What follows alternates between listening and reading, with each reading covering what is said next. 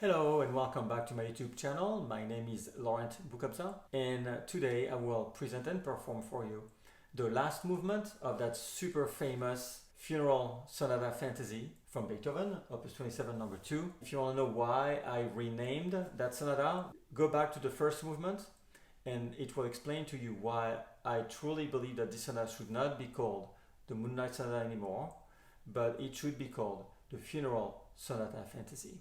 So let's go back to this beginning. It's a presto agitato. Presto means as fast as possible pretty much, and agitato means all over the place. So we need to move the tempo enormously. So an idea of romanticism already there. And as I explained in the first movement, it's gonna start with the exact same pattern as the first movement. The first movement says G, C, E, G, C, E, G, C, E, and here I play G, C, E, G, C, E, G, C, E, G, C, E, and so on. And then I'm gonna end up that run with GG, which is the same. So I explained all this in the first movement, that's why I'm going very quickly through it. So we have this introduction, which is the first theme, and we have this GG. Interesting, please, all the piano students, pay attention. There is no crescendo at the beginning. I know it's very tempting to do, but it is not what Beethoven wanted. Especially when Beethoven writes crescendo very specifically at very specific places. So you need to keep piano, like very piano. And I know it's very difficult, but please work on it. That this actually sounds like loud, but if you listen to it, the first note has an accent, not the second. So I don't want to hear. It's okay? It's a sonata form. So if you don't know what a sonata form, you can look up there. I explained to you what a sonata form. So the first theme is basically just a bunch of arpeggio back to back to back to back to back to back with a chord progression. So it's more like a choral chord progression. It's actually a theme that you could technically sing.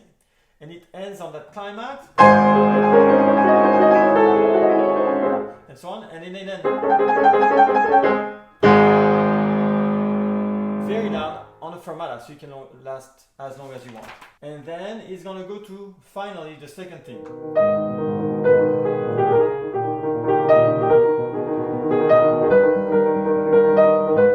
What's interesting, that theme also has the rhythm of the first movement. Pim, pim, pim. We have that.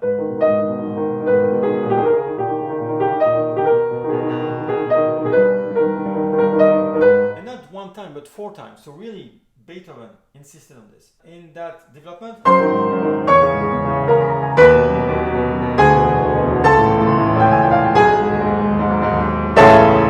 very loud, but there's sforzando, and there are notes without the sforzando.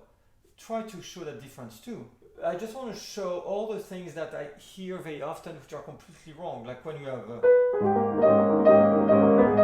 no crescendo, no crescendo, no crescendo, no crescendo. All that is piano. It's piano that I would tend to think pianissimo, especially because after this, Beethoven writes crescendo starting here. Or the second time. So the development, for once, is using the same elements than the first and the second theme, it just combines them. The part that I like is at the end of that section.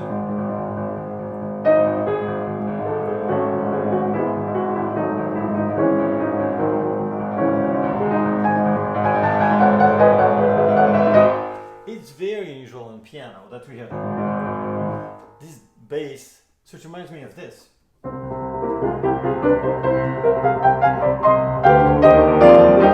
And what reminds me even more of this is that here, as you remember, I said no crescendo also, because Beethoven didn't want crescendo. So that's the same idea in here. There's no crescendo unless he wants to. So we need. Or. Then we go back to recapitulation, and recapitulation proposes the exact same elements than the exposition, and we arrive at that moment which is now common in Beethoven, is the cadenzas. We had that from the third sonata.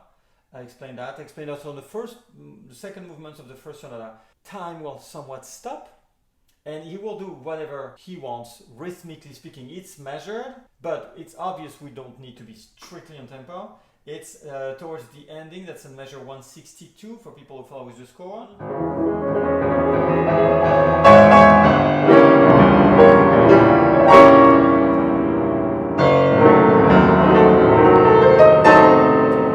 And we can see the difference between the two times.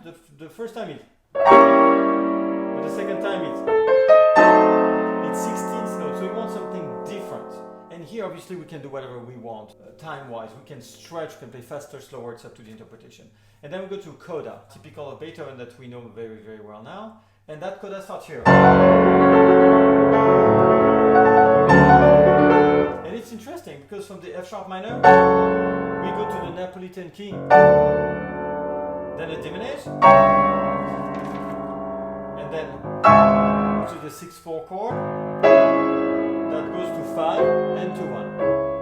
And here, and that's interesting, all of this sounds like a cadence, although it's extremely well written. I'm talking of measure 177 to the 187. So for 10 measures, it's absolutely perfectly written, rhythmically speaking. And starting at that trill, here's the example where it's written that there's too many notes within one measure, so obviously you can stretch or go as fast as you want, you decide, but all of this is in 8th note.